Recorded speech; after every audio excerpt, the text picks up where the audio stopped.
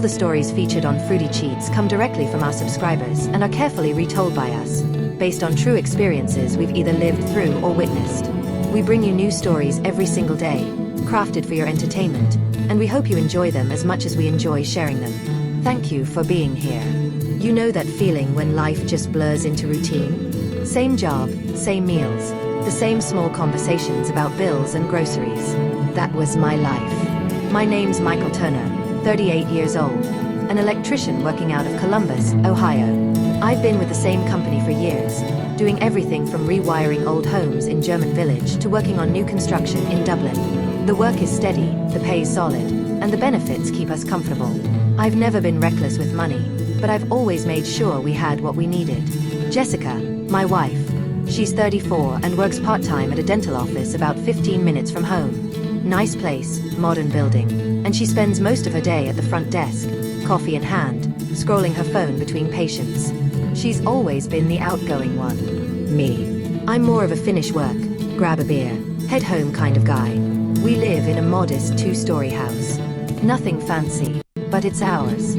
I bought it before we got married, so it's in my name alone. Our neighbors are the kind who wave when you're mowing the lawn, and sometimes we'll host a Saturday cookout with burgers on the grill and a cooler of drinks. Life wasn't flashy, but it was steady. At least, that's what I thought. The night everything changed started like any other Thursday. I just wrapped up a long day running wire on a downtown commercial site. On my way home, I stopped at Kroger for coffee and a few things for the weekend. When I walked in, Jessica was lounging on the couch, phone pressed to her ear, one leg tucked under her. She barely glanced up at me, gave me a quick, "Hey," then went right back to her conversation. Nothing unusual. I've seen her do it 100 times. I headed to the kitchen, put the groceries away, and got the coffee maker ready for the next morning. I wasn't paying much attention at first, just the background noise of her talking. But then her voice shifted, and she laughed. Not a casual laugh, but that kind people use when they're saying something sharp and trying to mask it with humor. And then, clear as day, I heard her say, "My husband doesn't even excite me anymore. The only reason I'm still with him is because of the money." She said it like she was commenting on the weather. No emotion, no hesitation. My hand froze midair, coffee scoop dangling. My ears rang, and the room went silent. It felt like the ground dropped out beneath me. I've been insulted before, sure. But hearing your wife reduce your entire marriage to a financial arrangement, it was like being kicked in the gut. I didn't storm in yelling. "What did you just say? That's not who I am." Instead, I quietly set the scoop down, finished making the coffee, pressed the button, and leaned on the counter. I just listened.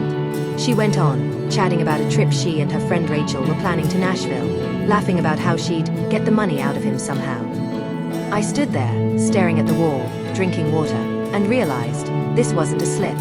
This was how she had been thinking for a long time. You don't just wake up and say something like that. When she finally hung up, she walked into the kitchen like nothing had happened. "Did you grab almond creamer?" she asked, peeking into the fridge.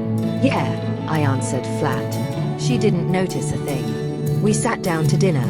Leftover chicken Alfredo. She scrolled through her phone between bites, showing me a dress on Amazon. Said she needed $120 for it. I nodded, told her I'd check the budget. Outwardly calm, but inside, something had shifted permanently. The rest of the night was uneventful. She watched a reality show in the living room. I escaped to the garage, tinkering with tools, trying to process the words echoing in my head. "I'm only with him because he helps me with money." I thought about the weekends I worked overtime to cover her credit card splurges. The new phone I bought her when I put off buying work boots for myself. The vacations she chose, Florida, New York, where I paid for every ticket, every hotel, every meal. It wasn't just about the money. It was about the disrespect, reducing me to nothing more than a paycheck. That night, lying in bed beside her while she scrolled her phone, I made a silent promise. I wasn't going to beg. I wasn't going to argue or demand answers. No, my plan was simple. I'd vanish from her life on my own terms.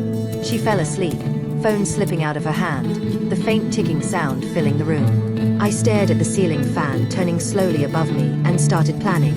Not the impulsive, pack your bags kind of planning. Careful, deliberate.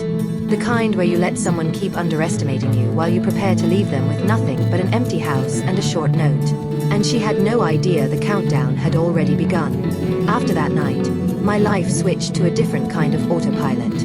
Outwardly, everything looked the same. Up at 6:15, shower, coffee, lunch packed, out the door by 7:20. I waved to Mr. Harris walking his beagle. I texted Jessica in the mornings. "How's your day?" I played the part perfectly. But inside, every move was calculated.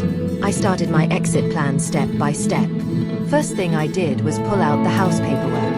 I'd bought the house before we married, and luckily, I'd never added her name to the deed. Under Ohio law, that meant it stayed mine. That detail alone gave me all the leverage I needed.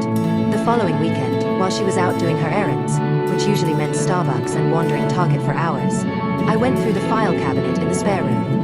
I gathered the mortgage papers, last year's appraisal, and the property tax statements, tucked them neatly into a folder, and slid it under the seat of my truck. That Monday at lunch, I called my buddy Tom, a realtor I trust. Told him I wanted to quietly sell the house. No signs, no open houses, nothing public. He got it immediately and said he'd line up a couple of private cash buyers. I didn't give him the backstory. He didn't need it. From there, I started downsizing. Not in a way Jessica would notice. I sold old stuff. My unused guitar, a set of fishing rods, the treadmill gathering dust. Every bit of cash went into a brand new checking account at Huntington Bank. One she didn't know existed. Meanwhile, I kept up the act at home. She still threw her digs. "You never take me anywhere. You're so boring lately. When's the last time you bought me something nice?" I'd smile, nod, and tell her I'd think about it. One night, she dropped an Amazon link on the counter while I was paying bills. "Can you order this for me? It's on sale tonight." It was an overpriced handbag. I told her, "Sure, I'll take care of it after this," and closed the laptop the moment she walked out. I didn't order a thing. The less I gave, the harder she pushed, trying to guilt me into handing over money.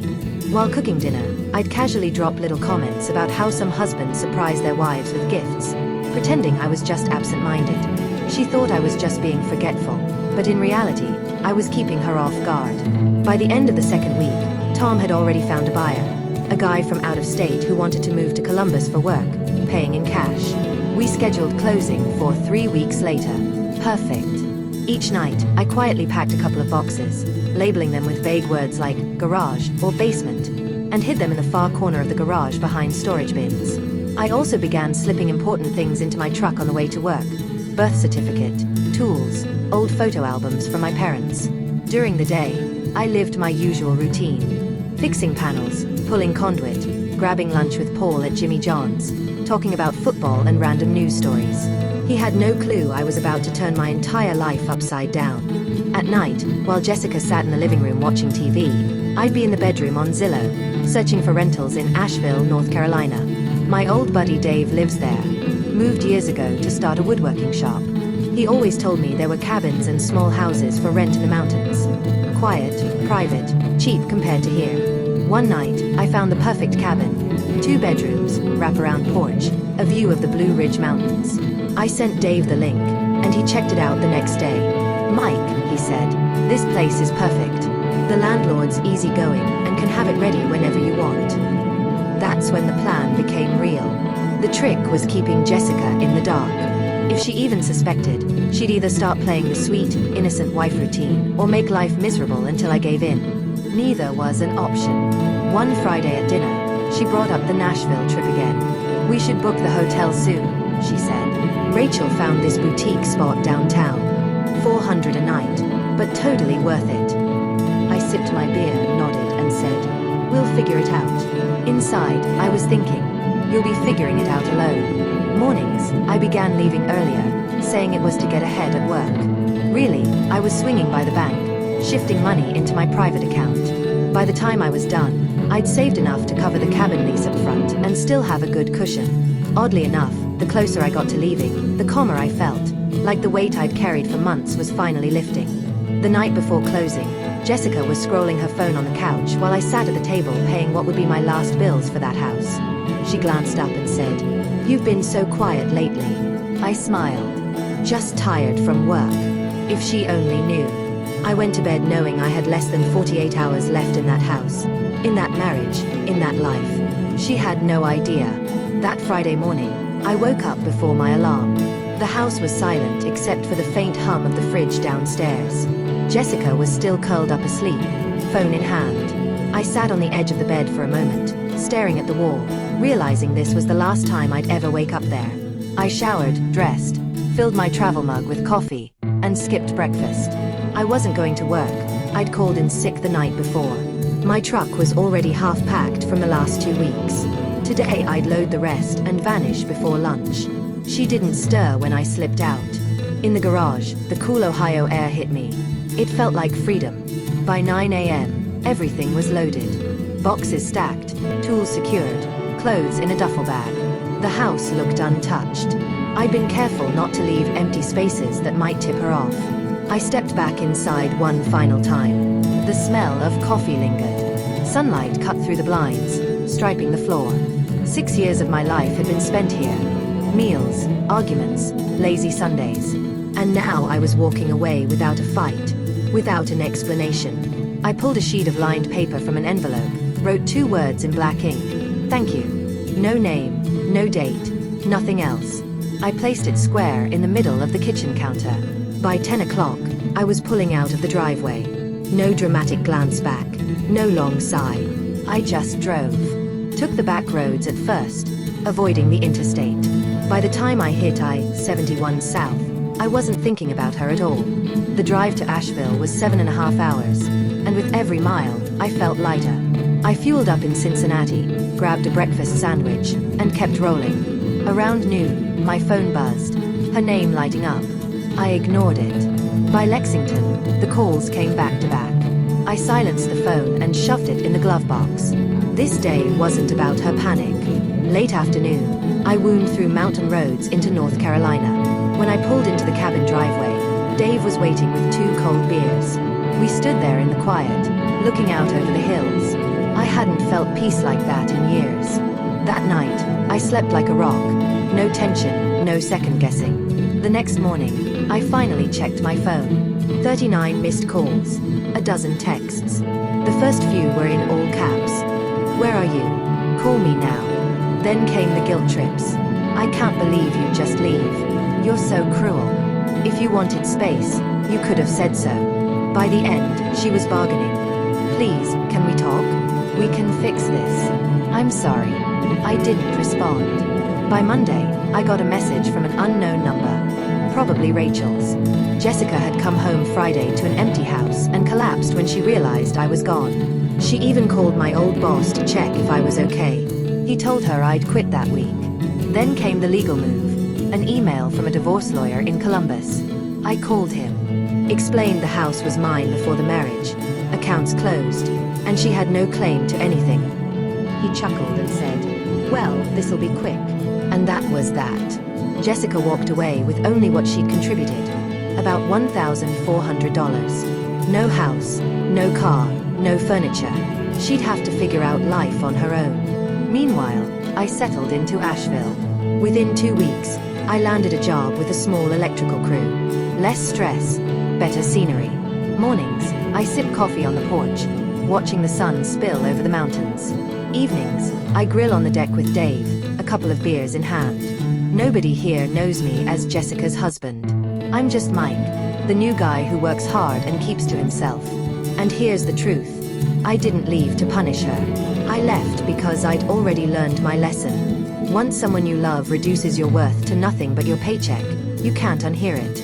Sure, you can try counseling, trips, all the cliches, but it'll never erase those words. She probably tells her friends I was heartless, that I blindsided her. Let her. I'm not part of that story anymore.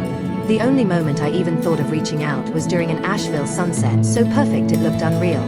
For a split second, I thought she'd have loved this. But then I remembered, she never valued anything without a price tag. So I took a sip of my beer, leaned back, and let the thought drift away. And that's how I disappeared.